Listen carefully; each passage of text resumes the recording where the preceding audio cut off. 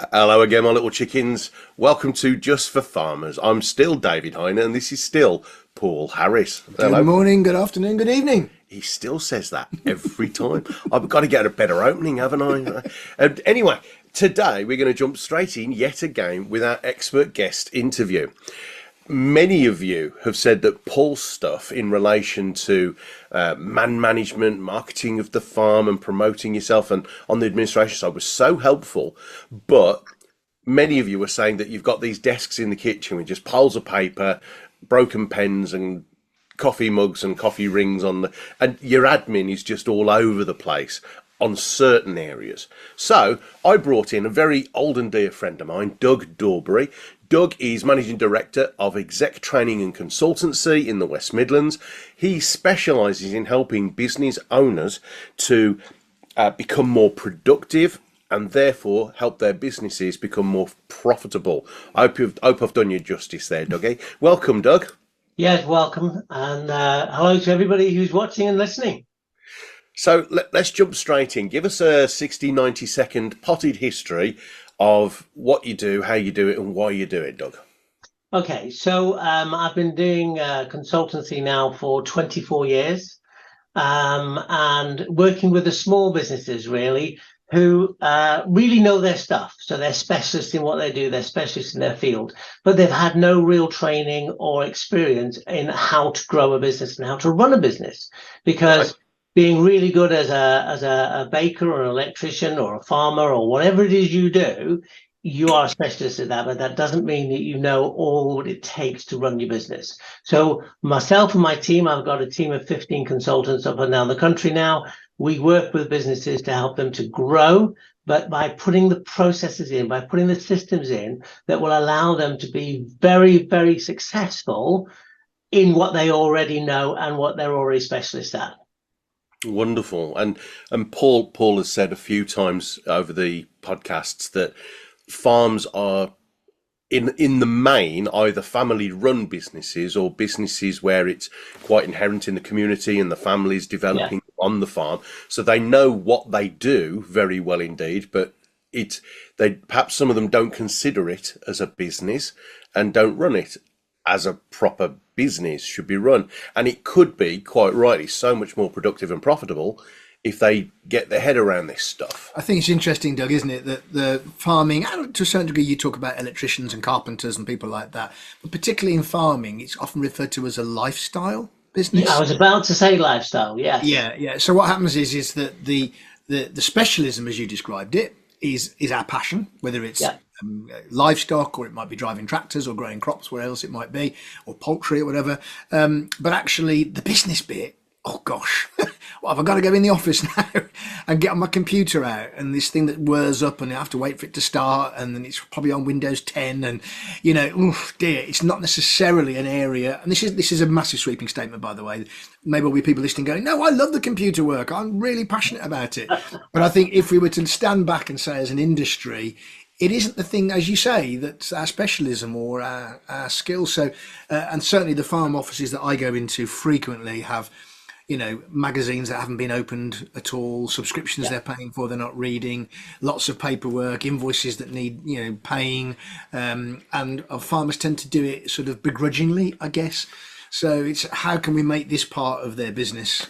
They're probably better at ploughing through a field than paperwork, put it that way. That's exactly it. Well, absolutely, yeah. So let's start at the beginning, Doug. If a farmer, and of course we're generalising, not all farmers are going to be disorganised and don't know what they're doing. There will be some who are superb at this, but let's just take the archetypal untidy desk, and they kind of know they've got everything, but they don't know where anything is. How do they start? I was thinking, what's the start point? What's the start? So I think one of the first things that you if we're going to look at it on the basis that you've got a farm office, which is possibly the dining room table and a whole bunch of paper that's on the sideboard and gets pulled out when it needs to be, the starting point really is just putting some order into that. And what I would say is you can get 3 boxes, 3 trays, if you like, in the office. You'd see these letter trays and so on, but it doesn't matter. Three places that you can put your stuff. Even a cardboard box. Cardboard boxes are great. Okay, so the first thing is you then label what those 3 boxes are. And the first box would be your inbox. It's your in tray. It's the stuff that's come in that you haven't even looked at yet. You haven't had time to look at it yet. It all goes into the box. Yeah. When you start looking at it, you can then put it into a pending box, which means it needs something done, but it's not going to be done right now. We've all got that, yeah. We've all got that. Exactly. Following that, you then have your third box, which is effectively your outbox. And that is where you've dealt with it. It's been done. It needs now to be filed and something needs to happen with it. But the actual action that needed to be taken, the bill needed to be paid, whatever it was, has been done. And it now just needs to be put away, filed or whatever. If you have it in 3 piles, it is far more confrontable than one big pile of mess. You know where to find stuff. Well, it gives you the beginning stage of it. Yeah. The second thing I'd say is that if you pick up a piece of paper, don't ever just put it back down again, because that is a waste of time. Especially with the opened envelope. Yes. Or is that just my house? No, that's just your house. You open something and No, you put it down with the opened envelope. Why don't you just throw it in the recycling? Get it? Sorry, rant over. Carry on, Doug. Right. So if it's just arrived and you haven't looked at it yet, it's in that first box. Once you picked it up from that first box, you need to do something with it. Because if you don't and you go, oh, I'll deal with it later, and you put it back in that box, how many times are you going to pick it up and put it back in that box? It's all wasted energy. It's all wasted time. Yeah. Right. Time that you haven't really got anyway, because your time is so valuable in what you're doing. And you don't really want to do this work. So why do it 3, 4, 5 times by keep picking it up and putting it down again? The paperwork carousel. Yeah. How would you prioritize though, Doug? Because sometimes, I pick up a piece of paper and I'm thinking, is that a 5-minute job or is it an hour's job? And I've got 3 other bits of paper that are also sitting in my inbox. How would you suggest people prioritize their tasks? Right. Okay. So the initial stage is that you have to identify what you're going to do with it. So is it something where you can just pay a bill? Is it something where you can just send something off or whatever? Dead easy, done. It goes from the inbox to the outbox because you can just do it. If it is something that needs to be given some time and allocated some time, it's going to go in the pending box because you're not necessarily going to do it there and then. That's why you've got the 3 boxes. If you can do it right now, if it's something you can just do and get on with, fabulous. You've got time. It's a simple process. Goes from the inbox to the outbox. If you can't do something right now because you need to do some looking up, you need to speak to the accountant, you need to get the bookkeeper in, whatever, it goes in the pending box. Yeah. Now, the problem you're going to face, the pending box is going to get massive. Yes, it gets full, doesn't it? Yeah, we've all got a pending box. But the reality is that you will manage to get some of that paperwork done a lot faster and a lot easier if you put that system in. The next thing is, with your pending box, what you need to then do is, on a timely manner, you need to be pulling your pending box out and sorting through it in terms of what is the priorities, what needs to be done. Yeah. And really, I would, depending on how big that's going to get and depending on how big the farm is, but depending on how much activity is required in the administration side, that might need to be done weekly, or it could even be a monthly thing if it's not that amount, a huge amount. It could be that you get a virtual assistant, a personal assistant, maybe a bookkeeper who comes in, and their job is to go through that pending box. Yeah. Because if you don't want to do it, get somebody else to do it. Yeah. For goodness sake, stop trying to do things you don't want to do. You're 100% right, Doug. And I was speaking to a farmer here in Staffordshire. He is a dairy farmer, but when I suggested to him, why don't you get a virtual PA or somebody local to come in just for a day or a day and a half a week and sort you out? He said, I wouldn't know where to start.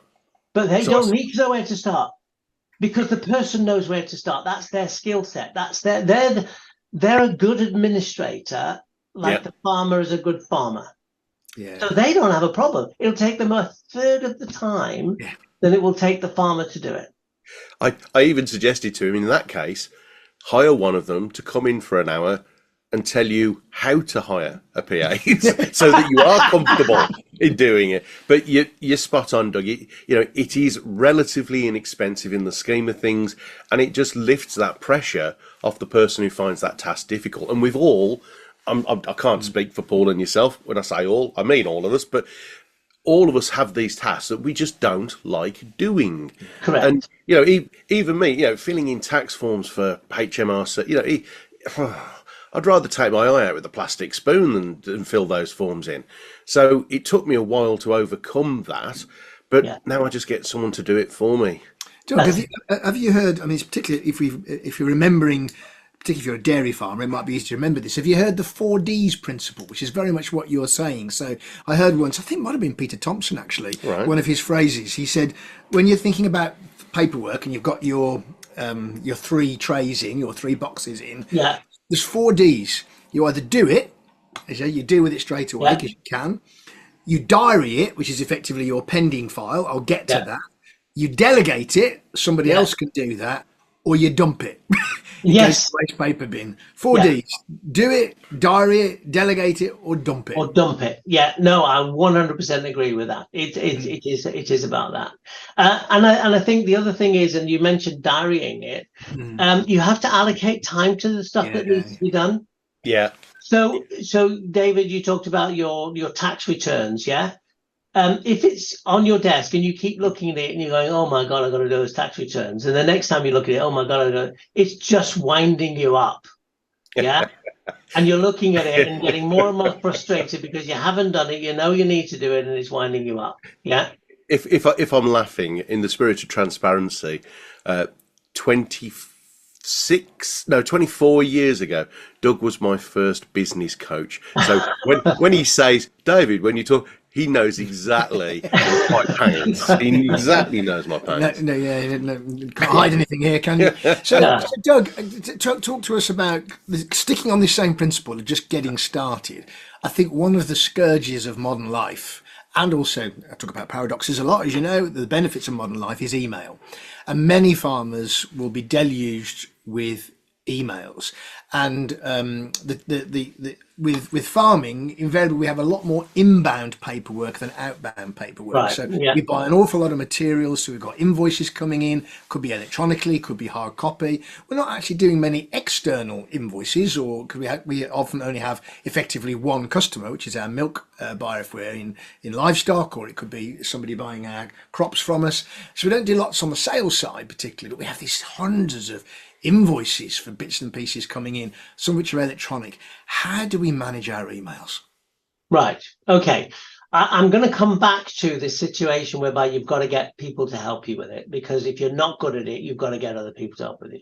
Yes, we can do it on our phones and we can carry them around with us and we can do all that sort of stuff. But the problem is, if you're not organized in terms of your admin, having it on your phone doesn't actually help you. It makes it worse. Mm-hmm. Yeah. So, yes, in modern day world, you have to respond immediately to stuff and you've got to have it on your phone and so on. But what I would say is have a system whereby you've got there are various different systems. So this might be the right one, it might not be, but 365, which is the Microsoft system. You have SharePoint with your Outlook and so on. If you have one of those in place, I think it's about £99 a month to have a license for Office 365. You can get a virtual PA, and a virtual PA can have access to your email, and they can clear down the rubbish, they can file stuff away, and you won't even need to see it. Oh yeah, but hang on, Doug. Ooh, I don't want people seeing my emails there. Oh, there's all sorts of things coming through. I'm playing the role here to a certain degree, because I think I think there may be some resistance to letting somebody else have a look at my information. Why should they overcome that resistance to that? Right. Okay. So 2 things on that. One, if you're going to employ someone to help you with it, they are under contract to you. And within that contract, there is confidentiality clauses that are built into the contract. They cannot discuss what they're seeing or hearing around your business. Otherwise, their business will go down the pan because they'll have no credibility. So the first thing you have to understand is, if you're going to get someone to work for you, don't do it by a shake of a hand. Do it with a proper Yeah, contract. yeah. Don't have your mate's daughter or your auntie Ethel's cousin. Absolutely right, Doug. Hire a PA and Hire someone to do it hire a proper person. Yeah, with a contract. Yes. Do you know, you're absolutely right. I'm just thinking of, because obviously can't name the client. I had one. I can think of a client in Devon where the single biggest difference that's made to his business is having somebody come in and do the bookwork for them. They were doing it themselves, or their partner was doing it. Very common in farming as well. Often a partner will be doing the secretarial work. Yeah. The single biggest thing that's made a difference to that guy's business is having somebody to worry all about that for him. And it's, as you say, it's an employed person, it's contracted, Yeah. she's a professional. It's made a massive difference. So there is a lady in Staffordshire who used to be a client of mine, and I'll have to dig out her contact details. And her whole business is she does bookkeeping and PA work for farmers. Oh, That's wow. her business. and again, I suppose if somebody's in Shropshire or Cumberland or Northumberland, all they've got to do is Google PA or virtual PA, Northumberland or Yeah. farming PA or Yeah, she's effectively and she started as a bookkeeper. So she's a bookkeeper, and what she found is that when she was going in to do the bookkeeping for the farmers, she would arrive at the kitchen desk and the kitchen table, and she'd be given a cup of tea, and she's part of the woodwork in the kitchen to do the paperwork. part of the family or the woodwork, Doug. Exactly. And just for those listening, I'm sure you'll be aware of this organisation, but you can look up the Institute of Agricultural Secretaries, which is the Association of Agricultural Secretaries, which is IAGSA. So the website address is iagsa.co.uk. Wow. Right, and they are dedicated people to help the agricultural farmers with their paperwork. Exactly. Okay, so when I said hire someone to help you, there are people out there who are qualified and trained specifically to help farmers with this type of work. Yeah, perfect. So one of the things, Dave, and this may or may not be relevant, but it's one of the things that a good friend of ours, Tony Burgess, taught me many years ago. Yeah. And that was, if you don't like doing something, give it to somebody else. And the way he described that, he said, draw a rectangle in your paper and then put the equivalent of a flame on the top. Write in the flame all the things you love to do, and write in the wax of the candle the stuff you don't like to do, because it's in the wax and it's horrible. And if you want to live in the flame, give the wax stuff to everybody else to do. I think you have a similar exercise, don't you, Dave, somewhere with that? And one person's wax is another person's flame. Exactly. So let's say we've got our in trays, we've got somebody helping us with our emails. What's the next step almost for greater productivity? So I would say that you actually have to take a step back on this, Paul, and that is that you need to take a look at the overall setup. Okay. I've got a great blog on my website, and it's called Go Back to School, and it's about time management. And when you think about a big secondary school, David, you work in a lot of schools, you'll know how this works. There's literally thousands and thousands of kids, and they're going through year after year, and they all have to get through all of their studies. They have to get through their exams. They have to get through the curriculum in order to meet the government standards and this and the next thing. Yeah, it's a nightmare. But guess what? It's the most organized place ever, because they do time management to the nth degree. It's true. They live their life by a bell. They live their life by a bell. So what they do is they have 2 weeks of timetable. And on a Monday morning, on the first week, they have maths, and then they have a break and they go to English, and then and a bell tells them when to move to the next thing, and it's all timetabled. And after 2 weeks, they're back to the beginning of the timetable. We can apply the exact same principle of that into business by timetabling it. Now, I am guessing that most of your farmers have something similar going on, because they have to milk the cows at a certain time. And if they're doing arable farming, they have to do their harvest at certain times. They have to do their seeding, and et cetera, et cetera. So they are running their businesses on a time-framed system. Absolutely. So it's about transferring their already existing skills. Transfer that into the admin.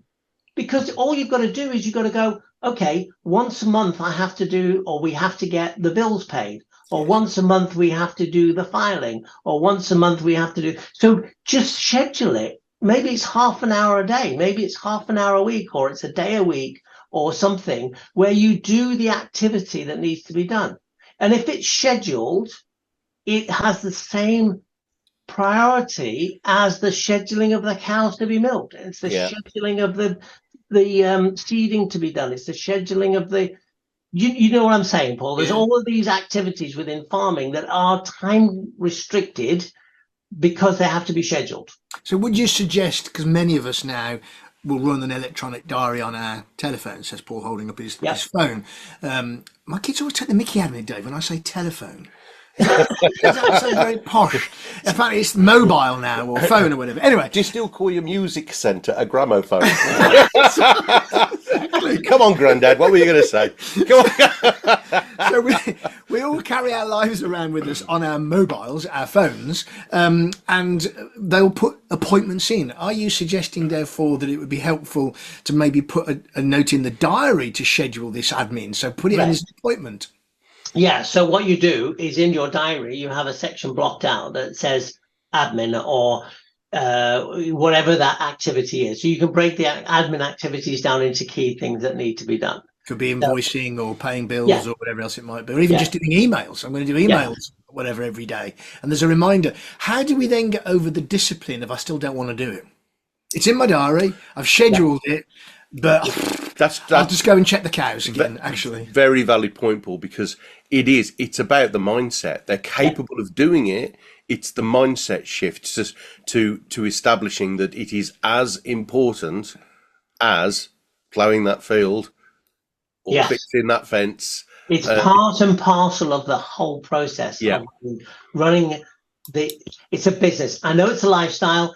You know, within farming, you've got the whole scenario, as we've already said, where it's a family thing. They've been brought up in it. It's just the way of life. It is part of their life. It's not a business. It's their life. It's their livelihood. It's what they do. Yeah. So, however, if they don't do it properly, it can still go bump.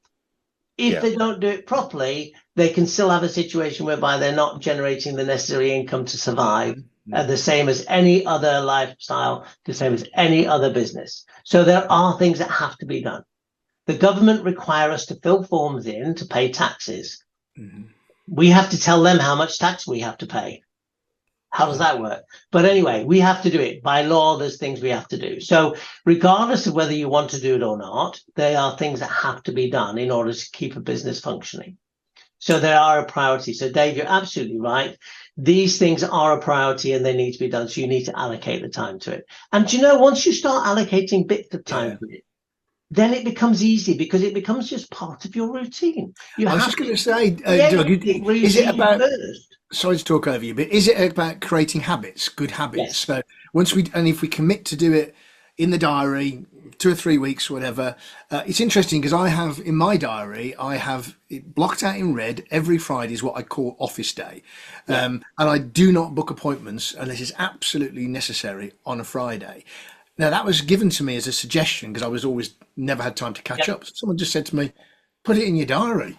And now I don't think about it now. It's automatic. I don't, generally, if I can, avoid seeing clients on a Friday. So is it just a question of the discipline is just getting started? Getting started. Now, one thing you can do is you can reward yourself for that. Oh, we like rewards, don't we, Dave? I say if we say that to farmers, they'll be down the Dog and Trumpet with a pint of Princess Petrol by 4 o'clock every day. well, you say that, but that could be the reward if that's what they like. If that's sounds good to me. So what they can do is they can go, right, okay, if I go in on Friday at 12 o'clock and get all my admin done by 3, I'm down at the local church having an ale. Oh, the pub's called the church. Now, let's actually go a little bit deeper on this, because we can talk about motivations and say just put it in the diary. We can all know to do this stuff, but then it's actually doing it when that reminder buzzes on your phone in your pocket. It's having that come on, let's do it attitude. So we can be bullish with people, and we can suggest that, okay, what would you prefer? The stress each month of not knowing where you stand financially, not knowing how much you owe the inland revenue or the local auctioneer or the bank or the bank, Yeah. and looking at that pile of paperwork, or fearing the letters coming through the letterbox each month, or what is enough of a motivator to make this a habit, a positive habit? So, does it motivate you enough to think, actually, I know where I stand financially. I know who I owe. I know who owes me.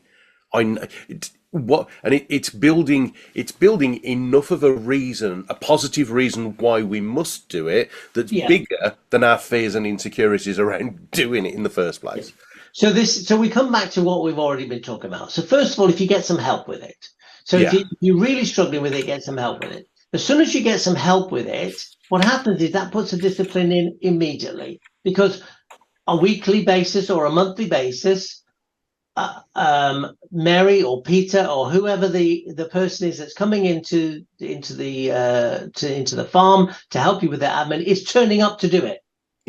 Yeah, they're going to be there. They're going to be sat in your kitchen to help you with that. So you cannot say, "Oh, I'm just going to go and plough a field," because that person, you're paying for them to be sat there. So you have to it. So by putting someone else in play, it creates the discipline. That's one thing. Yeah. Secondly, it teaches you how to do it. Thirdly, you then start seeing the results of it, and you start seeing the information, and the stress starts to go down, and you start getting in more information, and you start feeling better about it all. You're never going to want to go back to how it was. So you've got to put that system in slowly. It won't happen overnight. Paul, one of the things about the finance side in particular, because this is a lot about the finances and the invoicing and all the rest of it, you cannot move it quicker than time. What do you mean by that, Doug? It's a good phrase. Right. So if I said to you, we need to fix something in your business, we can allocate some time, we can get into it and we can fix it, and in a week's time, we can have it all sorted.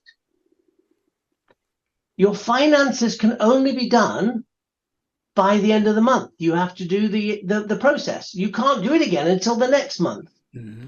So you've now done it twice, but it took 2 months to do it twice. But you're going to have to do it 3 or 4 times to learn how to do it and to get it being done properly. So we're 6 months, 9 months down the line, because you can only ever do it once a month. Yeah. Because that's when your finances are.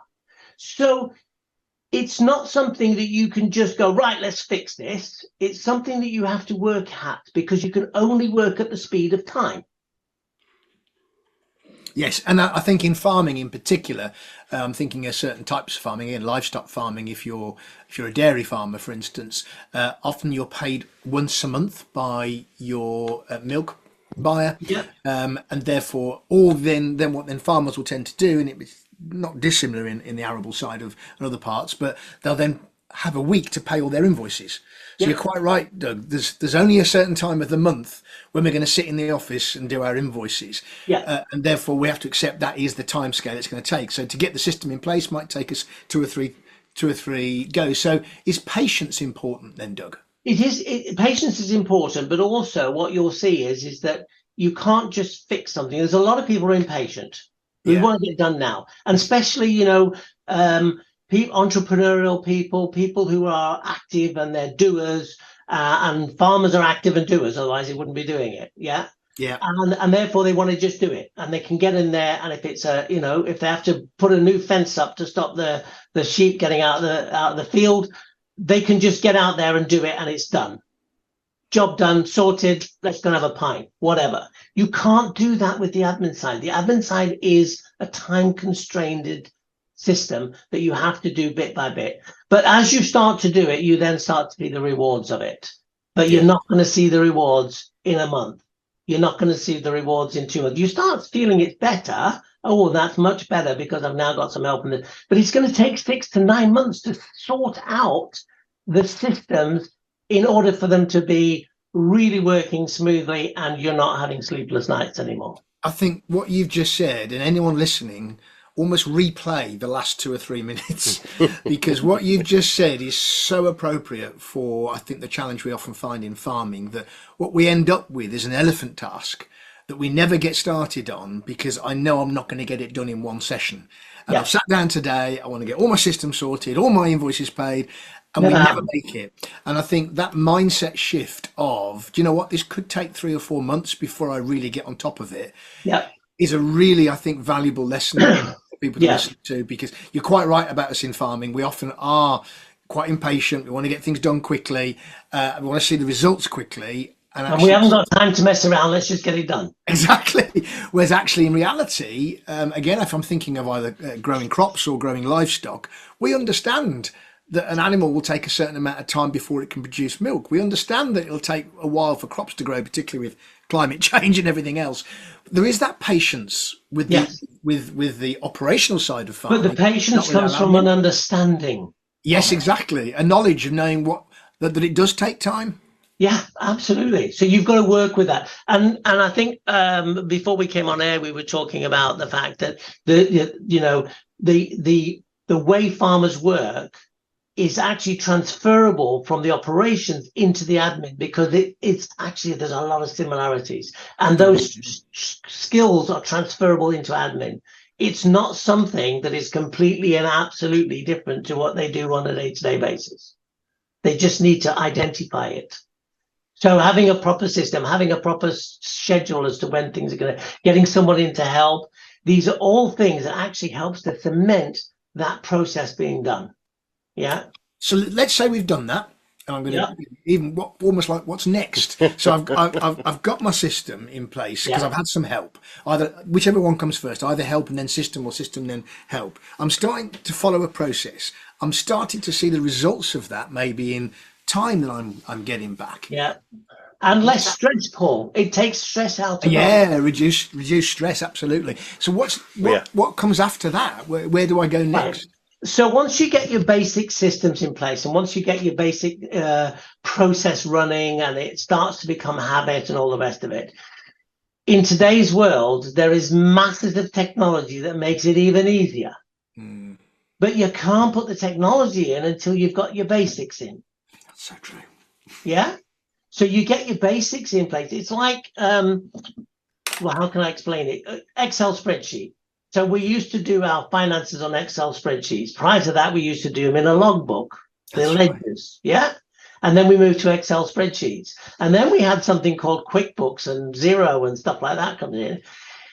If you haven't got them organized on a spreadsheet first and understand what all the bits are, when you put it into a system like Excel or QuickBooks, you have no idea what's going on in the background, because you're just dumping the numbers in. And if you don't put the right numbers in, and then when you're looking at it, you don't even know what you're looking at. So the first thing to do is do it on an Excel spreadsheet and understand how the system works. Once you understand how it all works, Dave, you don't come in on me on finances, not you. Just 1 second. 1 second, young man. Once you understand the basic principles of how it works, you can then put it into technology, and it can do it for you. That is so true. What are you about to say? I'm going to have a comment on this as well, Dave. Can I come in now? So what I was going to say here, Doug, was nothing to do with finance. It was I'm trying to put my head in that of the farmer who is a little bit intimidated by technology. Yeah. Like myself, I'm paranoid about spreadsheets. I wouldn't know how to open one, let alone create one and work one. So you gave me some advice a long time ago when you realised how technophobic I was. And in my office, I've got 2 dirty, great big old whiteboards that I got from a charity shop. I've also got a flip chart stand with a big A3 pad of paper and marker pens. You can start off just by putting the stuff on that. Yes. It doesn't have to be technology based. As long as you do it, as how it's done is immaterial. As long as you've got that information there. And I'm just going to support what Dave said and what you've just said, Doug. So, and I'll give an honest story here. He's just after brownie points. Yeah, no, I want an apple from the He's teacher. incorrigible, this bloke, honestly. So literally, but what I think is interesting about the different generations as well in farming is that we can be tempted, as those who are very comfortable with technology, to start with technology. Right, I've got QuickBooks, I've got Xero, let's get that running. Let me tell you that in my business, I've had QuickBooks ever since I started.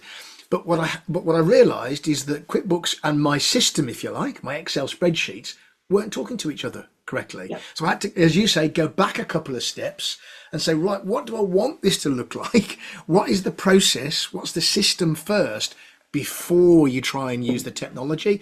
Otherwise, you're reverse engineering, aren't you? Yeah. So, and I guess the bigger your business is it true, Doug, that it's more difficult to re-engineer your business backwards? You know, you need to have your system first. And if it's a small business, you can put your systems and processes in, and then your business grows with it. Yes. If you're already grown, trying to put your systems and processes in is a much bigger task. Yeah. That's where I am right now. Yeah. And again, I'm just having real empathy with anybody out there, because that's literally in real successes business right now, because we have grown rapidly. We're now reverse engineering, and because I am that entrepreneur that you talked about, Doug, I am the person that doesn't really want to do the systems. It's much more difficult now to reverse engineer the systems in, and I sit there sometimes thinking, do you know what, I wish I'd just put the system in place first. It's not my skill though, so I should have got some help. Everything you're talking about, Doug, for all those listening, get the system in place, get help to get the system in place if you need it. Then you'll start to see some results. Then you mechanize it with your QuickBooks or your Xero or Sage software, and there's various other bits of farming software that people use. But I think just to hammer it home, you're saying system first, technology second. Understand the system. I get an understanding of how the system works, so that when the technology is doing it for you, you know what's happening. Yes. Yeah. I mean, this is not just for admin. Excuse me. This is not just for admin. This is how life generates as we develop. Yes. And I'm going to use the farming analogy on this. Yeah. We used to milk the cows by hand. Yeah. And then we put machines in that do the milking, and we have to tap in all of the stuff, and we have to program them and all the rest of it. Yeah. They learn how to do that. Yeah. They can learn how to do it. It's just transferring skills. It's just a skill. It's a skill. And as we grow technology wise in the world, there are easier and faster ways of doing things. But we have to understand the principle of what we're doing before we can put the technology in. Absolutely. Brilliant. So Doug, let's lighten it a bit. If you were invited into a family business on a farm, let's just say it's a large agricultural farm. Yeah. If they said, we don't know what we're doing, we don't administratively, we're brilliant at farming, but we haven't got a clue about the numbers. It's kind of hand to mouth on each month on what's left in the bank. And what is the first thing you look for? What do you look for, or what questions do you ask, or what questions should the farmers be asking themselves? Right. Okay. It depends on the space. Excuse me, the administration space that they've got. Quite often, we've described this before, it's a bit of a mess. There's all sorts of stuff all over the place. Yeah. So there's going to be two things that need to happen. First of all, you've got to gather all the bits of paper and make one pile. And then you have to sort out what's in there in terms of your of what's in your pile. And you take your top piece of paper and you work out what's that. And it might be you've got to allocate somebody to stand there with you and go, what is that? And it's that point when you do the 4Ds, Paul, on those pieces of paper. Are we going to delegate that? Are we going to do something with that? Or are we going to ditch it? Yeah. So the first thing to do is to get everything in one place so that you can just sort. That's your starting point. The second thing is once you've done that initial sort, you're going to have a list of things that need to be done. Yeah. And quite often, and this is, every business owner I go into, there is an overwhelm when you've got loads and loads and loads of things to do. It becomes an overwhelm in your head. Okay. So best way to sort that is to write down everything that's in your head or a piece of paper, every task. If it's 3 pages of A4, make it 3 pages of A4. Just make a list of everything that A is already in progress, B, needs to be done and you haven't started, C, you'd like to do but you haven't got the time to do. So you make this entire list. Now, once you've got that list, you then say, now let's put that in priority order. So the most priority things become 1. So you go through the list, that's more priority than that. And you have a list and it's 1 to 100 or whatever it is. We know from historic reasons that the last 20% of that list doesn't need to be done, will never get done, and it doesn't matter whether it's done or not. That's so true. And worse than that, we can always add something to the list we've already done, just to cross it off to feel good about it. Correct. Yeah. Correct. So we're not interested in the last stuff.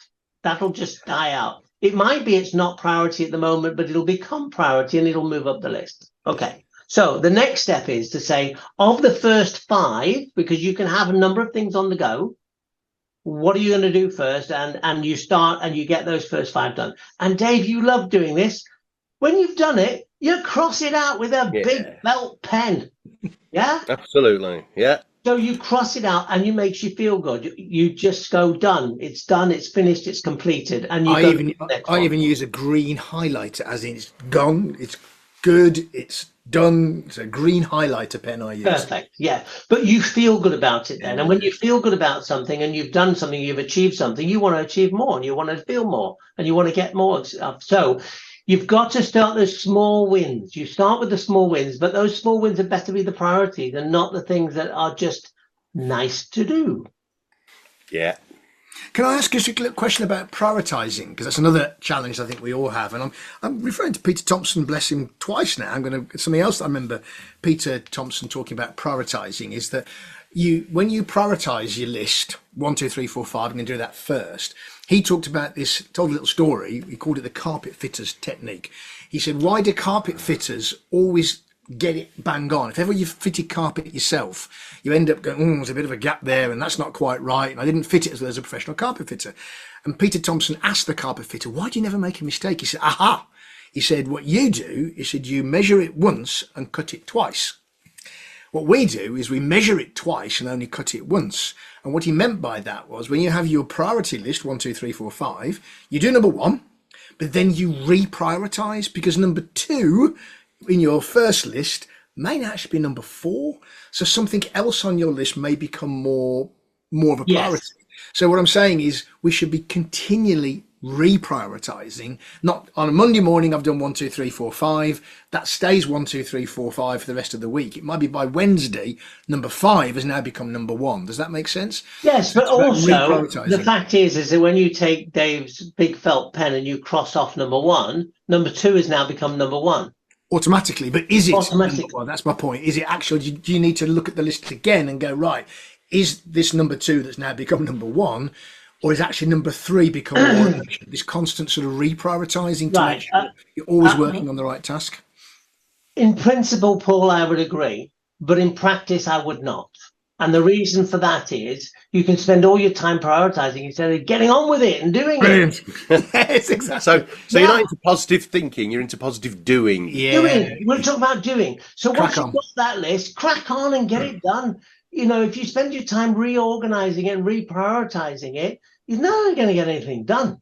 Just get on and do it, because the more you do it, the less you've got in your, that worry list that you had isn't getting any shorter. We don't want to worry about it. We want it done. Get it out. I love that. Just get it done. Yeah. So, in recap, if you're doing what you love, you're in the flame. If you've got to do stuff you don't want to do, you're in the wax. Hire someone to deal with that wax who loves wax. Yes, because it's their flame. Yeah. It's their flame. Yeah. Take action, prioritize it, feel the benefit in 2 to 3 months and beyond, and be less stressed, happier, and knowing that you've got a business that is more productive and more profitable. And I think I just want to add one more thing to that, Dave, and that is the skills that you use in your farm, the skills that you are using, just transfer them into the admin. It's exactly the same processes. It's exactly the same systems.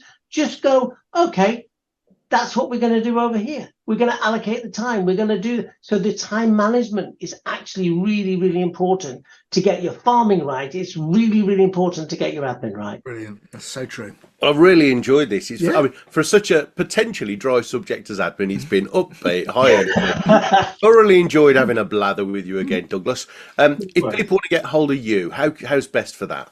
Okay, so if you want to go and have a look at the website is www.exec, which is EXEC hyphen or dash TC, T for Tango, C for Charlie.com.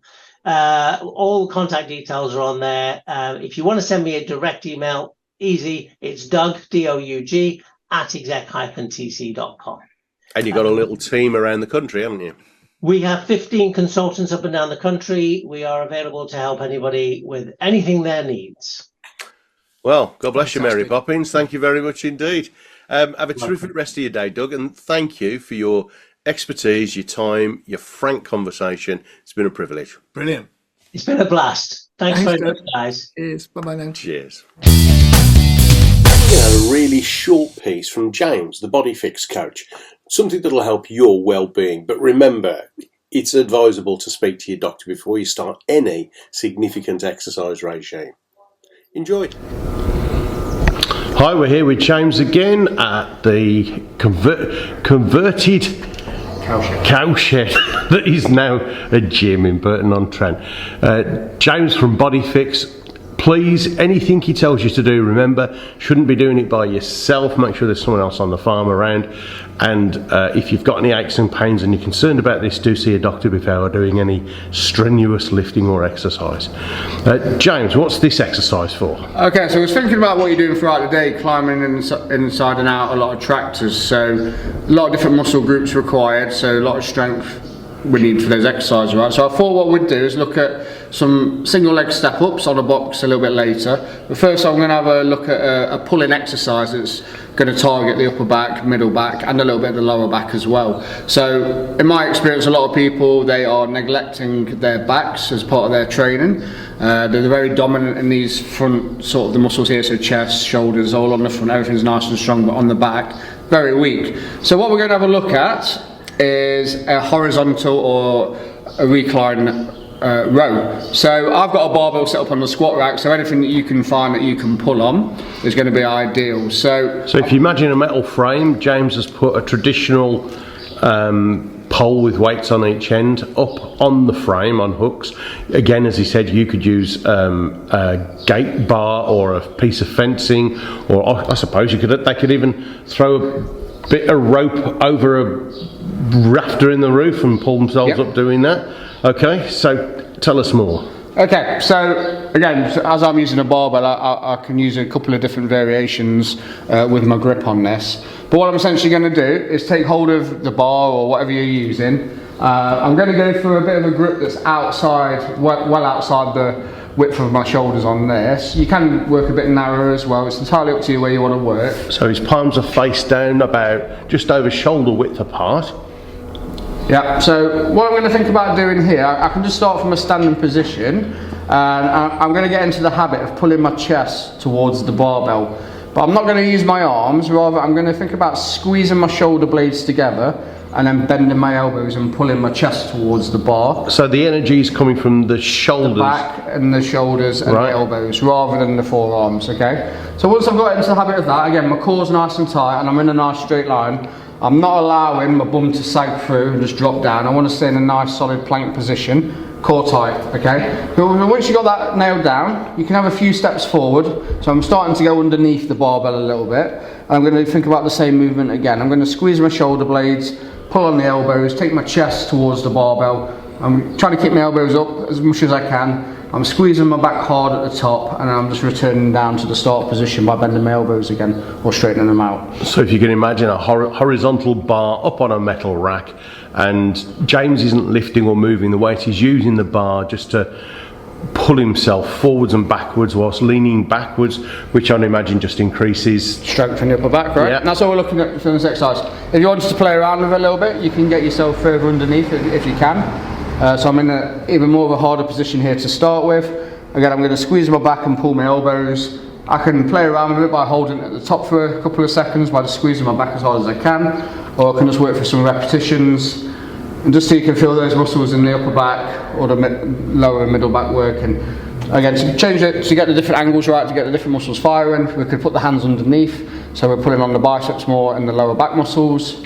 So again, same sort of thing again, I'm pulling my chest towards, but I've took a narrower grip this time, and I can feel my arms working a little bit harder than my back. So that would be almost, I suppose, what the people who go to the gym would call a bicep curl.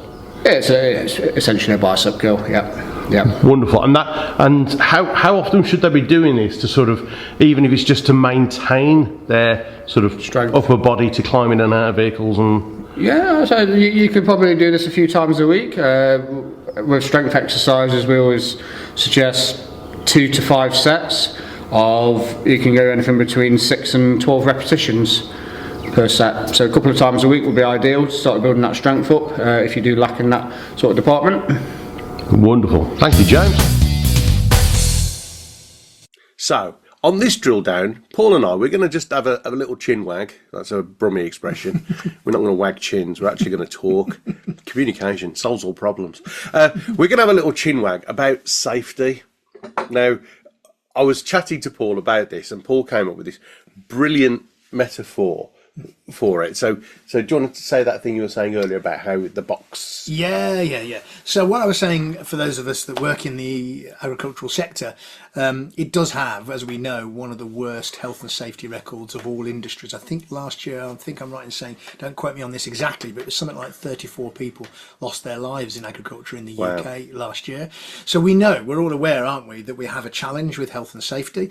But the thing I was saying to Dave before we started talking is, it's what box do we put health and safety in? Do we put it in what I call the compliance box, which then literally becomes a tick box exercise?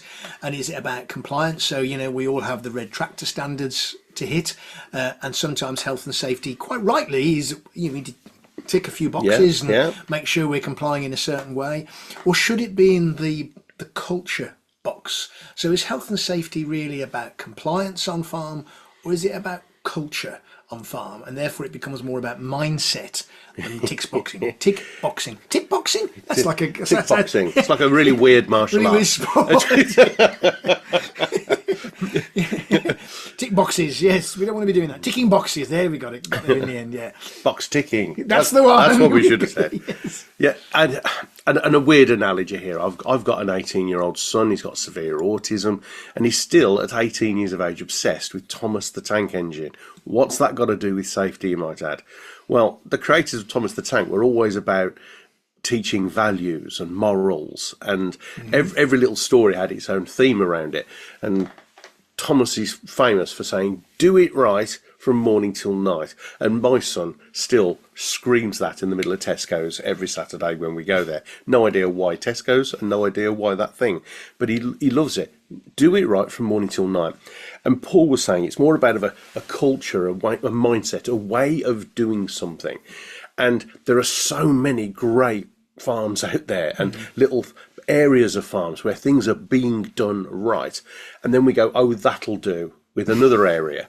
So I myself have been, I've got to be careful because I know this gentleman very well, but I went onto someone's farm locally. He's a friend of mine, and he was so proud to show me some of the new machinery he'd got, and how all good the fencing was in the run from the main road up to the farmhouse, and all the work he was doing for the environment and sustainability. And then I said, what's that? And it was just this huge pile of rubbish. And when I say huge, I mean at least as high as 2 transit vans, so as big as a big tractor. And it was huge, and it was just rubble, bricks, planks of wood, broken buckets, and some very, very flammable material. And it was a particularly hot day a few weeks back. So I said, what about this? He went, oh, that's just the rubbish pile.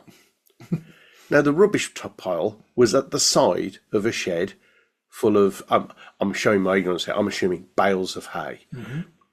And me, a simpleton, went, isn't that a fire risk?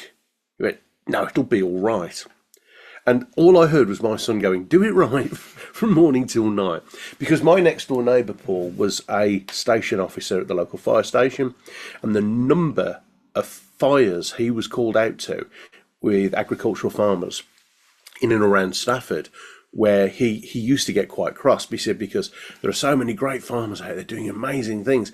He says, but just by not doing that, it has caused them to lose their crop and put lives in danger. Well, I mean, I think it's true. I mean, in all aspects of farming, there are flammable materials. And in fact, even in the summer, silage, grass that we're keeping to feed our livestock, can get so hot inside that it can actually begin to self-combust. Yes. So you're right, having where we put flammable materials, where we put our chemicals, the chemical store, all those sorts of things are all part of probably the box ticking, the box ticking exercise that we have to do for some of our standards for both our the people we sell our products to. But actually, I would come back to which area are you putting it in? Are you putting it in this box of compliance, or is it about culture? And certainly from Real Success's perspective, when we're working with farmers to help them with their people, is it true, do you think, Dave, that people would like to work in a safe environment? Yes, of course 100%, it is. yeah. And yet agriculture has one of the worst safety records of all industries. So actually, is that because it is inherently more dangerous than a construction site? I doubt it. There are huge cranes operating on construction sites. There are masses of very heavy materials. There will be chemicals. But what that industry has done over a period of time is made health and safety part of the culture now, rather than just compliance. And I think, when we're drilling down into this, and when we maybe ask ourselves those questions, am I ticking a box, or am I genuinely concerned about the health and safety, not only of my staff, but my livestock and the local community? When you start to think of it in terms of cultural terms, it becomes a different conversation. Yeah. It's not, I've got to put a helmet on when I get on a quad bike. I've got to put a helmet on. No, it's not about you've got to tick a box. It's a really good idea because it might save your life. And of course, we've talked in our sessions here lots about leadership, and I often say, from a mindset perspective, the leaders have to go first with health and safety. So if you say to somebody, just climb inside the telehandler and I'll just put you on top of the roof, and you're the person driving the tractor and putting that person on the roof, or you're the person in the tractor itself and you're trying to climb onto a roof, whatever we do sets the culture.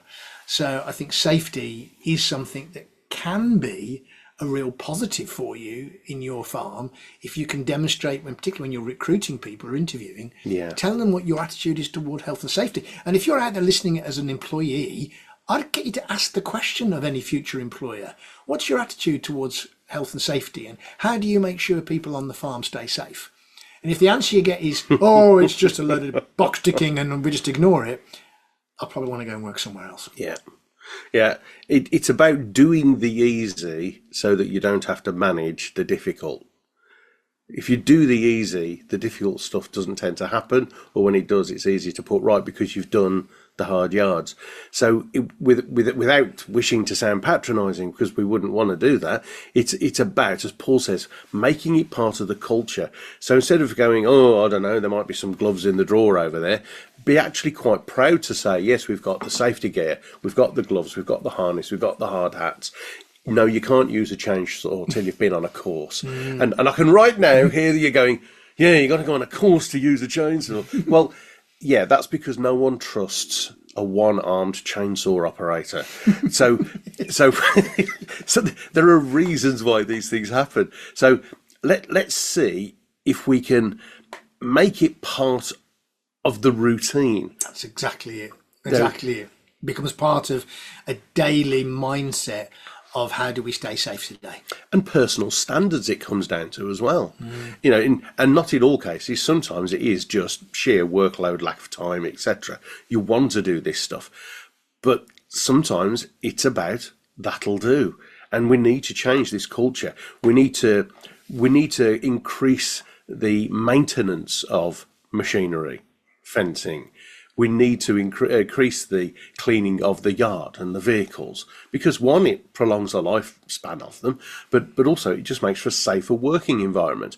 How many people have, I wonder, in either an agricultural or a dairy farm setting, have ended up going to hospital just because they slipped on some mud on the yard? Or so let's see if we can increase the safety aspect and use it, as Paul says, as a positive rather than a tick box exercise. And I think, again, we don't want to preach here at people and say this is what you should do. We're just questioning whether or not where the mindset is. And I think you said something earlier on, and I heard it phrased in this way, which was, ask yourself the hard questions, get an easier life. Ask yourself easy questions, get a harder life. And that idea of, sometimes it can be a pain. It slows us down. But I would just challenge all of us to say, if you spoke to somebody who was telling a story about how they had to go and tell a member of staff's, their family, what had happened to somebody, either they're in hospital or worse still, they've lost a life, and ask them what would they have done differently, they probably would have said, I just wish I'd thought about health and safety at the forefront of what we do rather than as an afterthought. We always have regrets afterwards. It's a bit like people say, when should you fit a burglar alarm? Most people fit it after they've been burgled, and we don't want health and safety to be like that. So if health and safety is at the forefront of our mindset, it's the first thing that we think of in the morning, the last thing we think of at night, as you say, from washing things down to making sure that things are put away, that can make a massive difference. And you'll never have to have that very difficult conversation with the family of somebody that works with you or for you. Wonderful. See you again on another drill down.